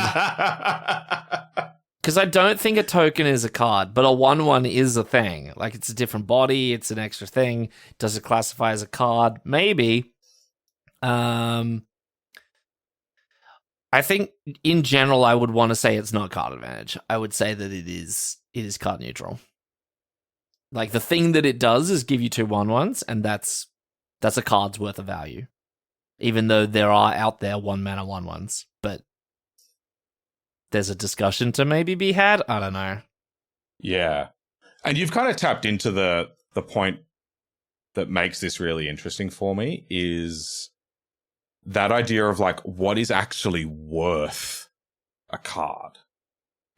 Because, yeah, when we were talking about Healing Salve and Nourish before, see, that's what I think is really interesting, because I don't think Healing Salve is worth a card. Yeah, okay, sure. Yeah, okay. So even though I kind of baited you with it, I don't think... I would say that Healing Salve is card disadvantage. Because you spend a card and you don't get anything out of it. Yeah, okay. Yeah, that's fair. Which is why Nourish is not card advantage, I think, to most reasonable people. And then, yeah, you can look at something that makes 5 tokens. And you probably say, well, that's probably card advantage. But then, yeah, the 2-mana thing that makes 2 1/1s, is that card advantage? That's a little fuzzier. So this then kind of comes down to, like, yeah, what is a card? And that varies from format to format, right? Because I like how philosophical it is. Like, what is a card really? yeah, yeah. I mean, you could Yeah, take a anyway. very dogmatic approach and go, if it's printed on a card, it's a card. Yep. So that's Which where is then where you would get to Nourish as card advantage. interesting. Yeah. I don't know. It's complicated. Right. And it is complicated, right? And you can take all of these, like, strict positions on certain things, much like you were doing just now. And then there'll be some cards that just, like, throw a wrench in it. So yeah, it is really hard. For those that are interested, and I can only assume that you are, because you're still listening to us ramble about this, Paolo Vitor Dama de Rosa has a really interesting article about virtual card advantage, which kind of dives into this sort of idea. So in that, he talks about, it's been a while since I read it, but I think he talks about cards like Ensnaring Bridge. Card advantage in arena versus paper. Is that what he means? Yeah, exactly. Yeah, because you can talk about something like Ensnaring Bridge, which is one card, and I think most people would not call it card advantage, but it can invalidate a lot of cards. He talks about how like a really aggressive game plan can kill your opponent before they even have a chance to use the cards in their hand. So if you kill them and they've got 5 cards in hand, that's like you just cast a mind drop that discards 5 cards. That's like a Mind Twist X is 5. Yeah. Yeah. Like, it sounds silly to put it in those terms, but the idea is correct, right? If you want to invalidate your opponent's resources, that's one way to do it. Damn. It's a really interesting article. I'd recommend giving it a read. Well, Hack. Cool. My mind is thoroughly blown. I think we can all conclude after all of that Taki June Shaper is clearly card advantage. Next comment.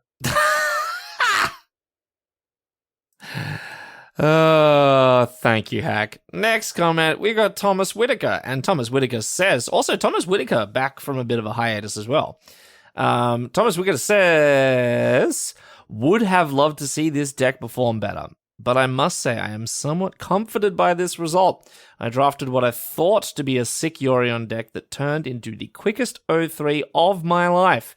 Pick of the week for me would have probably been either piece of green removal or the blue card draw spells, all 4 of which could be relatively easy to recast with Halo Forager's ability. I dig it, yeah. I remember ages ago on the channel, we had a conversation about like what kind of records people like seeing. Because like from our point of view, it feels kind of lame to just like put up an 0-3 and then a 1-3. But yeah, we've had a couple of people feedback to us that it's somewhat comforting when you see that like other people are having trouble with a format that you might be having trouble with as well. Yeah, we're not just like draft geniuses every week. I remember way back in the day on Channel Fireball. This was years and years ago. It's probably more than 10 years ago. They had a content creator on there who was at the time a pro, and every single draft he posted was 0-3. Amazing. And I eventually concluded that he'd lost a bet to LSV. Right. Had to only post 0-3 drafts. That was what I got to. Until I heard a bunch of the CFB pros doing a draft video together. Like, there was just a bunch of them in the room together. And someone cracked a joke about this guy going 0-3 every week. And apparently he was not impressed. He was, like, really pissed that they'd made that joke. So, I don't know. Yeah, I don't know. That was a fun running joke that was on that side for a while. Nice. So anyway, that's not us. We're trophying everyone from here. That's it. Yeah, and we've had comments before that people say that it's actually like, you know,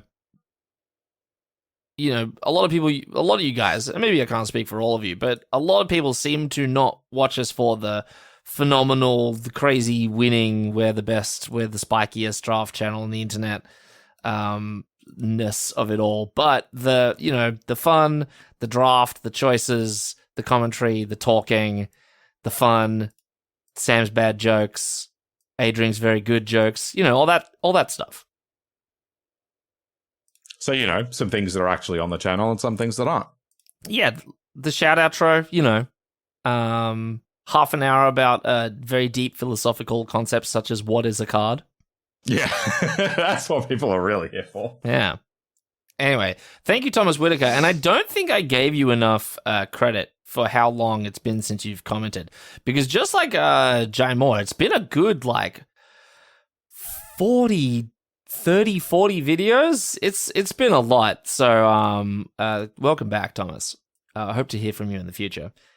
Next up, we have got Alex, and Alex says, "You lads are mental. This is probably going to be one of my favorite draft series for a while. Pick of the week. Me too. I would go with Elvish Vatkeeper as the value of Flickering. It is great. It's a solid 3-drop and has synergy with the other Incubate creators you already have."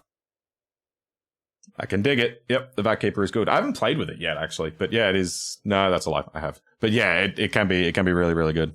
Yeah, and also I'm glad you're into it, Alex, because this format has not gotten old yet. Even though we're getting thrown into the bin week on week, I'm loving it. The bin is nice. I like the bin.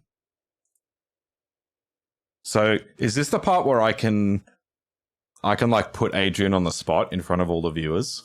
Hey, Adrian, can we do more than one video a week for this set?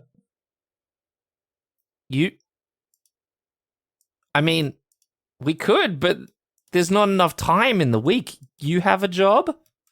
I might have a job. Yeah, it's usually my busyness that is the limiting factor on the videos that we do. But I like the idea. I mean, ideas are nice. Ideas are fun. I like a good idea now and again. And then it's me that sounds like I want to do more content for the fine viewers, and it's you that's... yeah, I'm like the bad guy. I'm like, Adrian's stopping us from having more fun. Boo. Put that in your comments. Put that in the comments, people. That's right. Yes. They won't do that. They like me too much. Anyway, thank you, Alex. Next up, we've got Michael the Raymond the Gathering, who has commented twice this week, and we're going to start it off with Michael the Gathering, who says, Sydney Morning Herald, these boys are throwing drafts for the thumbnail. I remember when they still made good content, and I hadn't passed them. Is that beep beep beep beep beep beep beep beep beep? Or is it just totally like, is. or is it just like you nice, got it. or is it just like a nice trumpet concerto, or it's a bugle and it's the last post? Yes, that's morbid. It is. That's really rude. I love that Jai, who I think hasn't been here for a little while, jumped in to defend our honor from this slander.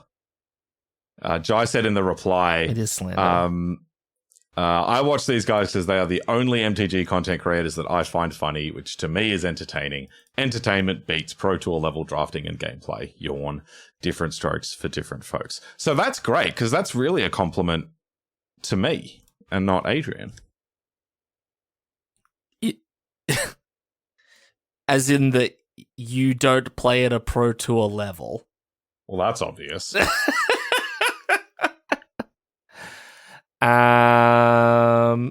Yeah. Michael is still ahead of us, saddeningly so, but we're kind of hot on his heels. At time of recording, we're at 6:43. Michael's at 6:59. It's pretty close. Come on, people. 16 subscribers in there. Come on, people. It's close. Get us in there. That's it. Yeah. Michael's next comment. Michael says on the supplementary account, "What a world we live in, that Sam is building a double Yorion deck and doesn't windmill slam the Elvish Vatkeeper. Secondary pick of the week immediately after, I actually would have taken the Preening Champion over the Inga and Essica. Preening Champion is not an okay card, and if this set were any less bonkers, it would be getting inspiring overseer Kafefe." Yeah. So now I would like to jump in really quickly, and this was a revelation for me. And Kafefe went crazy a few years ago. Donald Trump hilariously tweeted one day, despite the constant negative press Covfefe. And people are trying to decipher it. What does it mean? Nobody knew what it means. And now we've seen it happen in the wild. And now it makes sense. Despite the constant negative press coverage. And then maybe fat-fingered the enter button. So now we know. I feel special. I feel like on the Draft Punks, we've figured it out. I'm over the moon about this. What a discovery. You've done good work, Michael. You are indeed special. And don't you dare say we have figured it out just now. Michael is special, or I'm special? You. For figuring it out now. And not immediately. Okay. This is a roast. All right. Well, on the comment itself, Michael is right. Preening Champion has basically the same stats that Inspiring Overseer did. Basically the same win rate. It's entirely possible it should have been the pick there. But one thing that makes this set really hard, and people can probably point to how I'm screwing this up in the drafts, is that so many of the cards are really contextual. So part of what makes Preening Champion good is that it's so good with context. Convoke. Oh. Right, so if we've got a Yorion deck that doesn't have a bunch of Convoke, then the Preening Champion goes down a bit. It's then good if you've got battles. So if we got a couple of battles, which I think we did last week, then it goes up a bit. And then trying to balance all of those different things when you're making every card evaluation, right? Because I think Preening Champion is better than Inga and Asika, but then we had a big multicolored deck that was trying to cast lots of big mana creatures. So I don't know, it's hard. I could definitely say the Preening Champion was the pick there. And the fact that it is as good as Inspiring Overseer apparently is nuts. But draft is hard, man. I have no idea what I'm doing. Yeah. Yes. I agree. My mind is also blown that but that being said, back to Covfefe, and I'm still let me get off of this high horse. But I never knew that it meant coverage, and I didn't know how well known it was.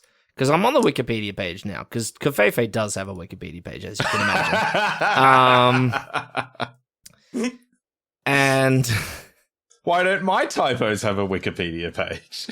The only thing that really matters is that at the top it says the wording was that he deleted the tweet 6 hours later, but implied that its wording was intentional. Most media outlets presumed that he had meant to type coverage. Okay, cool.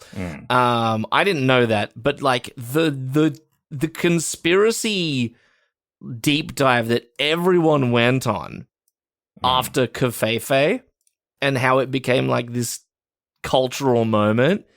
Was the only thing I was aware of. So, I feel like I figured something out naturally, and so did Michael. Michael didn't know.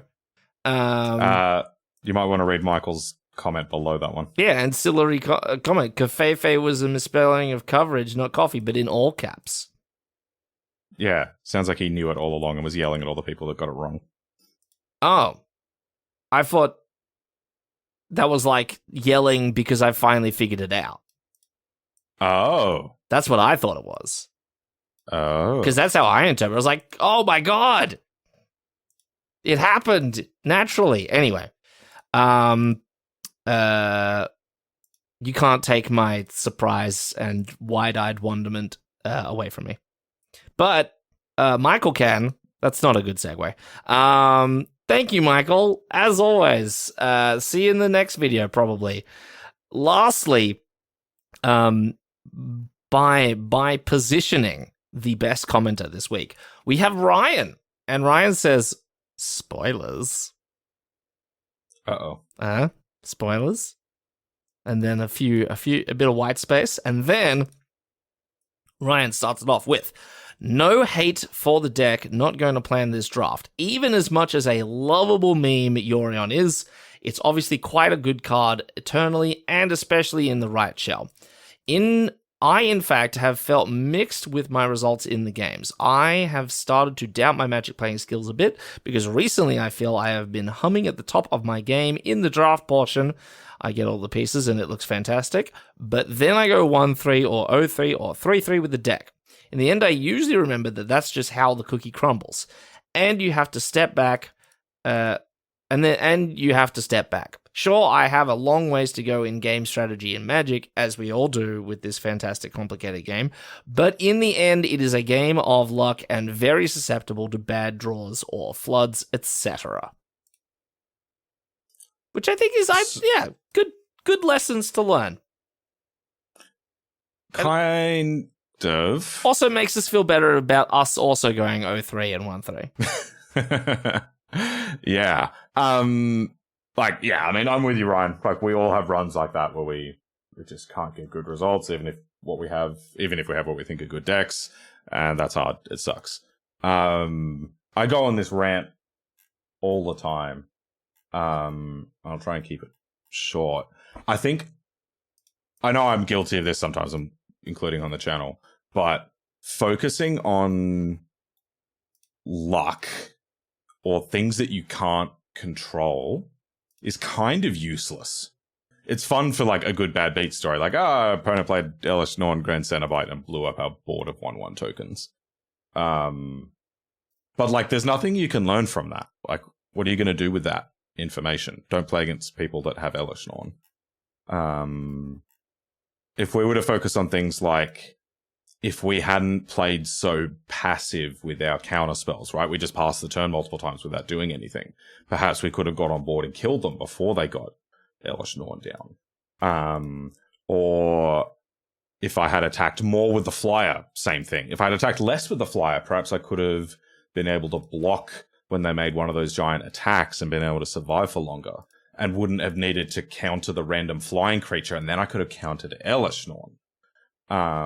That's not to say any of those things were necessarily like we made the wrong decision. Like, you just have to do what you can with the information you have at the time. But I much prefer to end a game and like think about like, what could I have done differently that might have changed all of that. And sometimes you need to go right back to the start of the game.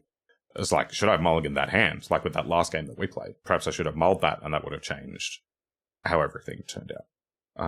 Or like, don't think for so long that you time out. That sort of thing. Yeah, Magic's full of people that... I'm not pointing this at Ryan. I'm taking his point to make a rant. Yeah, full of lots of people that just like say, oh, I flooded and I lost. Which is just like, it's just not helpful. Like, if you want to get better... Yeah, don't but... focus on that. I guess so. But then again, people don't want to go to the Pro Tour like you, right? So they're less worried about the actual, the very, very, very correct way to do things, but more like, I am angry at the game. So I can't really begrudge people it. I mean, it's just very human to get mad because things didn't go your way. Oh, totally. Yeah. But like, yeah, if your goal is get better, that's what I would say. If your goal is play cards and get angry at video games, good for your life. Yeah. But yeah, I guess like there's a lot to be said to like, focus on the things you can actually affect, right? Like, yeah, don't waste time on stuff that you literally cannot like affect. Yeah, and now we're getting philosophical again. That mindset, I suppose, because I wasn't like that, right? I used to just get mad at game for all sorts of reasons until I kind of had that lesson drilled into me. I've found that's actually helped me in life as well. Most of the time when crappy things happen that I can't control, I generally don't get pissed off about it.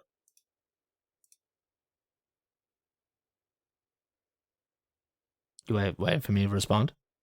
Yeah. Yeah, it's a good thing. I mean, it's good. But I've also, like, I don't know.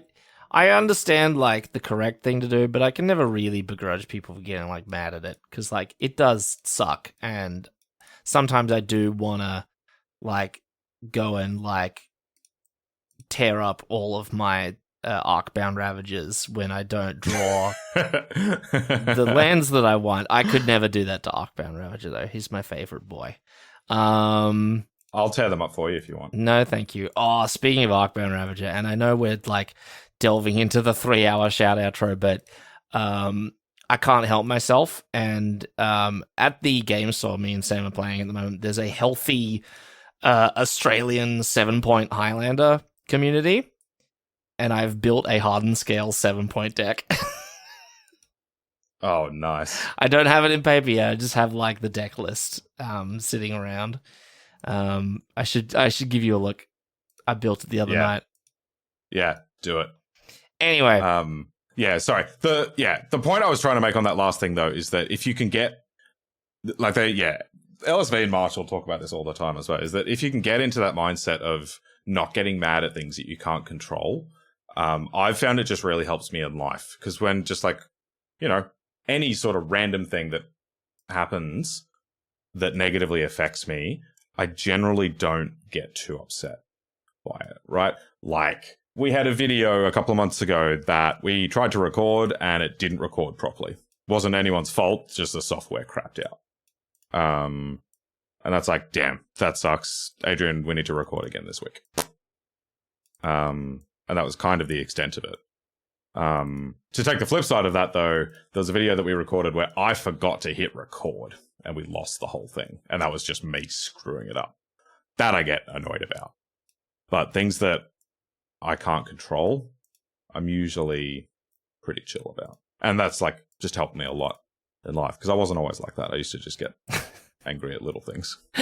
I like that the taking it to its logical extreme is like, you get struck by lightning, you're like, not affected. You're like, all right.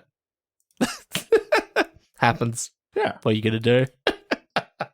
I'm not going to lose my head about it. Just going to be chilled out. Does it hurt? I mean, yeah.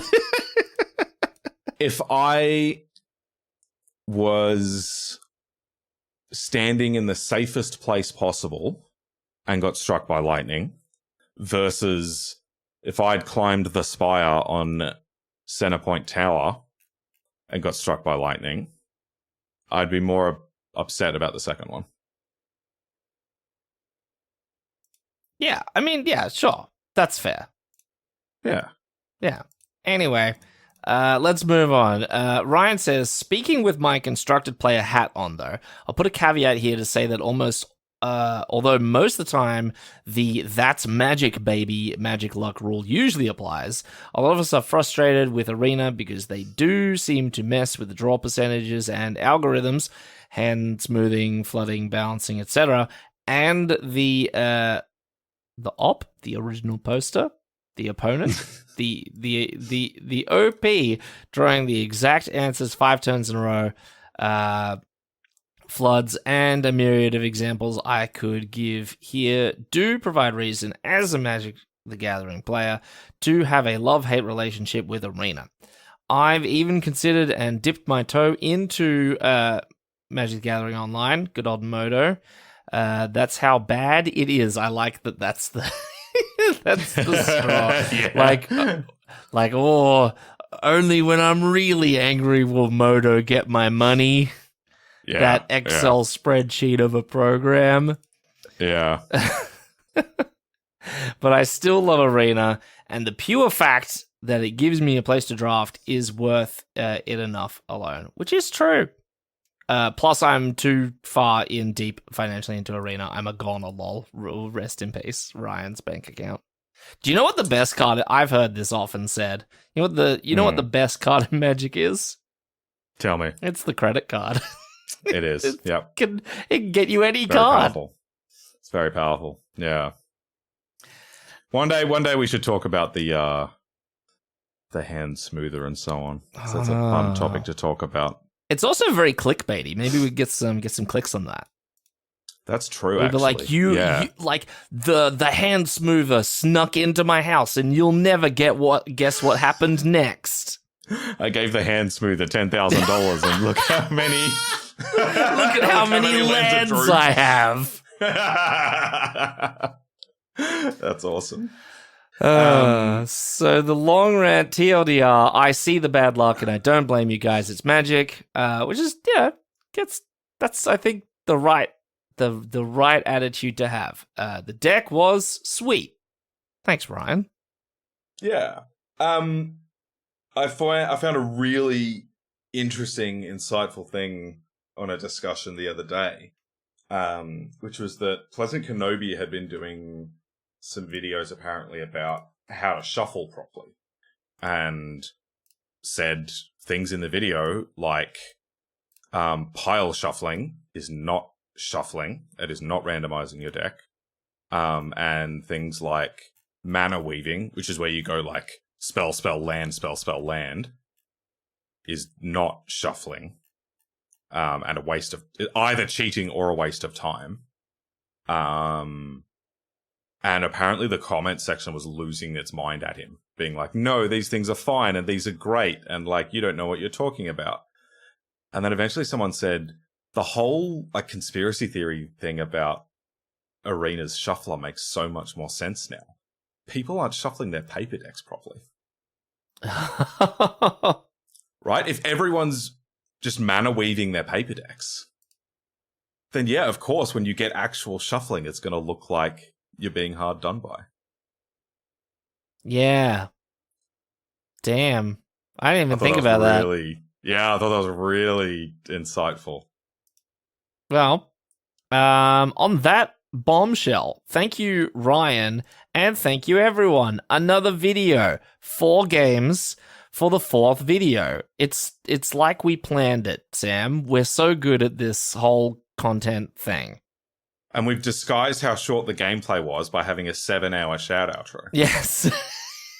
I do like this rapid inflation that the shout outro is receiving.